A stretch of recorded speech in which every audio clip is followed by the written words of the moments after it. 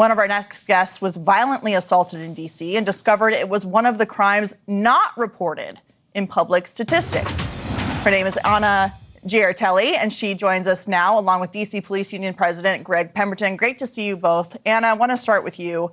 Your case was thankfully prosecuted. The assailant eventually went to prison, but you found that it wasn't being reported in the crime statistics released to the public. So can you tell us about your story and whether this would be happening to others in the district? This is happening to hundreds, if not thousands, more victims in Washington just in a year. I was assaulted near the Capitol, and police caught him, put him in jail. He was released the next day, and before we went to trial, he was arrested 5 more times and released the following day 5 times. But after he went to prison, the stat wasn't counted in D.C. crime stats. And what I was told by D.C. police was it wasn't a first-degree assault, and we only count first-degree crimes in the stats. And as a federal law enforcement reporter, I had no idea how D.C. police were manipulating the stats to leave it out. And I applaud Greg for everything he's done to get some justice after 9 months. I'm still not counted. The problem is just so big. There's still so much work to be done. Yeah, they're cooking the books, as people say. Anna, speaking of U.S. Attorney Judge Jeanine Pirro, she, of course, has been working on this issue.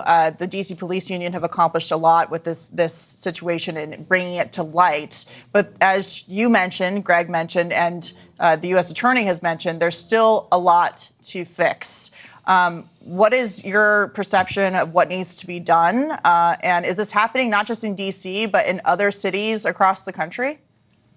It is. It's so systemic. And the way the D.C. police, I've been trying to reach out to them and Mayor Muriel Bowser for 9 months and haven't gotten any response. And the way they treat crime victims is frankly deplorable. And so I've decided if I can't get a hold of them and have a conversation, then all of us are going to go for it together. And so we've created a change.org petition. It's change.org/crime stat cover up. And you can go sign it and put pressure on not just D.C., but cities around the country, generally Democrat-run cities where they are hiding the stats, not including assaults like mine, where someone actually went to prison, because it's just not severe enough. Yeah, and there's obviously a political motive behind not including those statistics as well. Well, you can read more about this in Anna's book, Under Assault, A Crime Reporter's True Story of Overcoming Sexual Trauma and Exposing Injustice. Anna and Greg, thank you both for joining us, and please keep us updated because there is a lot more to peel back of this onion. Thank you very much. Thank you.